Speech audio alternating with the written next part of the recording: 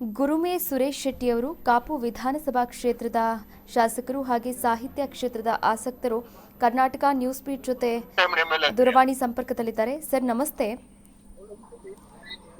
Sir ನಮಸ್ತೆ, ನನ್ನ ಧ್ವನಿ ಕೇಳಿಸ್ತಾ ಇದೆಯಾ? ಹಲೋ ಹಲೋ ಹಲೋ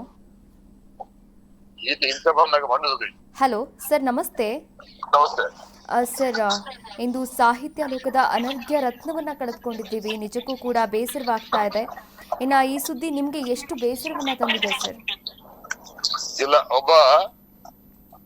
ಒಂದು ಬಹುಶಃ ಜ್ಞಾನಪೀಠ ಪ್ರಶಸ್ತಿ ಸಿಗ್ತಕ್ಕಂಥ ಎಲ್ಲಾ ಯೋಗ್ಯತೆ ಅರ್ಹತೆ ಅವ್ರಿಗಿತ್ತು.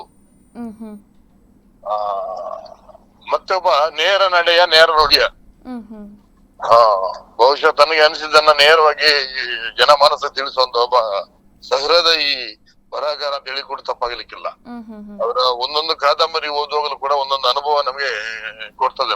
ತುಂಬು ಜೀವನಾನುಭವ ಕೊಡ್ತಕ್ಕಂಥ ಎಲ್ಲ ಅವರ ಬರವಣಿಗೆಗಳು ಈ ನಾಡಿನ ಸಾಂಸ್ಕೃತಿಕ ಏಳಿಗೆಯನ್ನ ಬಯಸ್ತಾನೆ ಬಹುಶಃ ತನ್ನ ಜೀವ ಸಹಿಸಿದಂತ ಪುಣ್ಯಾತ್ಮ. ಹೌದು, ನೇರ ದಿಟ್ಟ ನಿರಂತರ ಅಂತ ಹೇಳ್ಬೋದು. ಬಹುಶಃ ಸಂದರ್ಭ ಬಂದ್ರೆ ನಿಷ್ಠುರ ಕೂಡ ತಾನು ಹುಟ್ಟಿದ ಸಿದ್ಧಾಂತಕ್ಕೆ ಯಾವತ್ತು ರಾಜಿ ಮಾಡ್ಕೊಳ್ಳದಂತ ಒಬ್ಬ ಪುಣ್ಯಾತ್ಮ. ಆ ರೀತಿಯ ಬದುಕನ್ನ ನಮ್ಮ SL ಭೈರಪ್ಪ ಅವರು ಬದುಕಿ ಹೋಗಿದ್ದಾರೆ.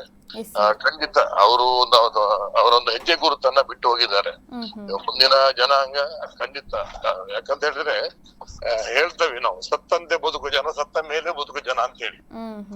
ಅವರ ಬರವಣಿಗೆಯ ಮೂಲಕವಾಗಿ, ಅವರ ನುಡಿಯ ಮೂಲಕವಾಗಿ ಒಂದಷ್ಟು ವರ್ಷಗಳ ಕಾಲ ಖಂಡಿತ ಕರ್ನಾಟಕದ ಜನಮಾನಸದಲ್ಲಿ ಅವರು ಚಿರಸ್ಥಾಯಿಯಾಗಿ ನಿಲ್ತಾರೆ ಅಂತಕ್ಕಂಥ ಭರವಸೆ ಇದೆ. ಯಾಕಂತ ಹೇಳಿದ್ರೆ ಕಾಲ ಕೆಲವರನ್ನು ಮರೆಸಿ ಬಿಡುತ್ತದೆ, ಕೆಲವರು ಕಾಲವನ್ನೇ ಮರೆಸಿ ಬಿಡುವಷ್ಟು ಮನೆಯರಾಗ್ತಾರೆ.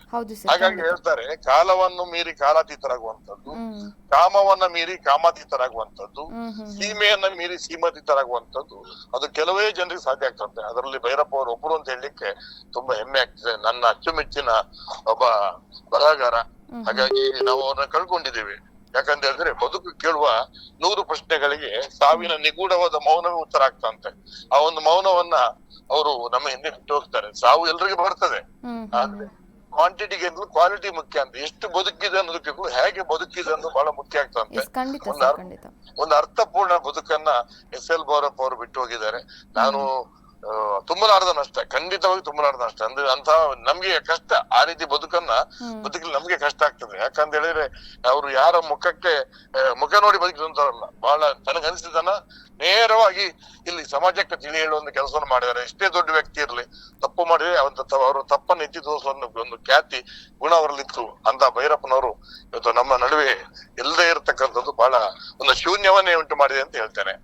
ಹಾಗಾಗಿ ನಾನು ಅವರಿಗೆ, ಅವರ ಕುಟುಂಬಕ್ಕೆ ದುಃಖ ಭರಿಸುವ ಶಕ್ತಿಯನ್ನು ಕೊಡಬೇಕು. ಮತ್ತೆ ನಾವು ನಂಬಿರ್ತಕ್ಕಂಥ ದೇವರು ಅವರಿಗೆ ಚಿರ ಶಾಂತಿಯನ್ನು ಕೊಡಬೇಕು, ಅವರ ಆತ್ಮಕ್ಕೆ ಸದ್ಗತಿಯನ್ನು ಕೊಡ್ಬೇಕು ಅಂತ ನಾನು ಹಾರೈಸ್ತೇನೆ. ಎಸ್ ಸರ್, ಖಂಡಿತ. ನೋಡಿ, ಬರೆದಂತೆ ಬದುಕೋದಿದೆಯಲ್ಲ ಅದು ಒಂದು ಕಲೆ, ಆದರೆ ಬದುಕಿದಂತೆ ಬರೆಯೋದಿದೆಯಲ್ಲ ಸರ್ ಅದು ಅನುಭವ. ಕಲೆ ಅನುಭವ ಎರಡೂ ಕೂಡ ಅವರ ಕಾದಂಬರಿಗಳಲ್ಲಿ ಎದ್ದು ಕಾಣಿಸ್ತಾ ಇತ್ತು ಅಂತಾನೆ ಹೇಳ್ಬೋದು. ತಾವು ಕೂಡ ಸಾಹಿತ್ಯ ಕ್ಷೇತ್ರದ ಆಸಕ್ತರಾಗಿದ್ದೀರಿ. ಅವರ ಯಾವೆಲ್ಲ ಕಾದಂಬರಿಗಳನ್ನ, ಯಾವೆಲ್ಲ ಪುಸ್ತಕಗಳನ್ನ ಓದಿದ್ದೀರಿ ಸರ್? ಇಲ್ಲ, ನಾನು ಪರ್ವವನ್ನು ಓದಿದ್ದೀನಿ ಅನ್ನೋಕೆಲ್ಲೂ ನಾನು ಅದನ್ನು ಧ್ಯಾನಿಸಿದ್ದೇನೆ. ನಾನು ಅವರ ಪರ್ವ ಕಾದಂಬರಿಯನ್ನ. ಹಾಗೆ ಸಾಮಾನ್ಯವಾಗಿ ಅವ್ರು ಯಾವುದೇ ಈಗ ರಾಜಕಾರಣಕ್ಕೆ ಬಂದ್ಮೇಲೆ ನಮ್ಗೆ ಸಮಯನೂ ಇಲ್ಲ ಓದ್ಲಿಕ್ಕೆ, ಆಸಕ್ತಿ ಇದ್ರು ಸಮಯ ಇಲ್ಲ. ಇಲ್ಲಾಂದ್ರೆ ಅವರ ವ್ಯಕ್ತಿತ್ವ ಆರಾಧಕ ಮತ್ತು ಅವರ ಬರವಣಿಗೆ ಆರಾಧಕ ಅಂತ ನಾನು ಹೇಳ್ಬೋದು ಸರ್. ಹಾಗೆ ನೋಡಿ, ಭೈರಪ್ಪನವರ ಒಂದೊಂದು ಕಾದಂಬರಿಯೂ ಕೂಡ ಅತ್ಯದ್ಭುತ ಅಂತ ಹೇಳ್ಬೋದು. ಇಷ್ಟು ಅತ್ಯದ್ಭುತವಾದಂತಹ ಕಾದಂಬರಿಗಳನ್ನ, ಪುಸ್ತಕಗಳನ್ನ ಕರುನಾಡಿಗೆ ಕೊಟ್ಟರೂ ಕೂಡ ಜ್ಞಾನಪೀಠ ಪ್ರಶಸ್ತಿ ಸಿಗ್ಲಿಲ್ಲ ಅನ್ನೋದು ಎಲ್ಲೋ ಒಂದು ಕಡೆ ಬೇಸರವನ್ನ ತರುವಂತಹ ವಿಷಯ. ಈ ಕುರಿತಂತೆ ಏನ್ ಹೇಳ್ತೀರಾ ಸರ್? ಇಲ್ಲ, ನಾನು ಮೊದಲೇ ಹೇಳಿದಾಗೆ ಎಲ್ಲ ಅರ್ಹತೆ SL ಭೈರಪ್ಪನವರಿಗಿತ್ತು. ಅಲ್ಲ, ಆ ಒಂದು ಇದರಲ್ಲಿ ಅವ್ರಿಗೆ ಅನ್ಯಾಯ ಆಗಿದೆ ಅಂತ ಭಾವಿಸ್ತೇನೆ. ಮತ್ತೆ ನಾವು ಕನ್ನಡಿಗರು ಹೆಮ್ಮೆ ಪಡುವುದಾಗಿತ್ತು. ನಮಗೆ ಈಗಾಗಲೇ ಒಂದು 7 ಜನರಿಗೆ ಜ್ಞಾನಪೀಠ ಪ್ರಶಸ್ತಿ ಬಂದಿದೆ. ಯಾರಿಗೊಂದು ಸಾಧನೆಯಲ್ಲಿ ಮತ್ತೆ ಅವ್ರ ವಿಚಾರಧಾರೆಯಲ್ಲಿ ಯಾರಿಗೂ ಅವ್ರು ಕಮ್ಮಿ ಇಲ್ಲ. ಅದೊಂದು ಕೊರಗು ನಮ್ಮನ್ನ ಕಾಡ್ತಾನೆ ಇರ್ತದೆ. ಹೌದೌದೌದು. ಒಂದು ಬಹುಶಃ ಒಂದು ಸಣ್ಣ ರಾಜಕೀಯ ಬಂತು ಏನಂತ ಅನಿಸ್ತದೆ. ಆ ಕಾರಣಕ್ಕೆ ಅವ್ರು ಬಲಿಯಾದ್ರೆ ಏನೋ, ಅವ್ರಿಗೆ ಆ ಒಂದು ಕೊರಗು ಹಾಗೆ ಉಳಿದು ಬಿಡ್ತಲ್ಲ, ಆ ಜೀವ, ಹಿರಿಯ ಜೀವ ಹಾಗೆ ಕಳೆದು ಹೋಯ್ತು ಅಂತ ಹೇಳಿ ಭಾವಿಸ್ತೇನೆ. ಸರ್, ನಾಳೆ ನೀವು ಅಂತಿಮ ದರ್ಶನಕ್ಕೆ ಹೋಗ್ತಾ ಇದ್ದೀರಾ, ಹೇಗೆ? ನಾ ಪ್ರಯತ್ನ ಮಾಡ್ತೇನೆ ಯಾಕಂದ್ರೆ ಇಲ್ಲಿ ಹ್ಮ್ ನಾನು ಉಡುಪಿನಲ್ಲಿ ಇದ್ದೀನಿ, ಕಾಪು ಕ್ಷೇತ್ರದಲ್ಲಿ ಇದ್ದೀನಿ. ಹಾಂ ಸರ್, ಓಕೆ. ಪ್ರಯತ್ನ ಮಾಡ್ತೇನೆ.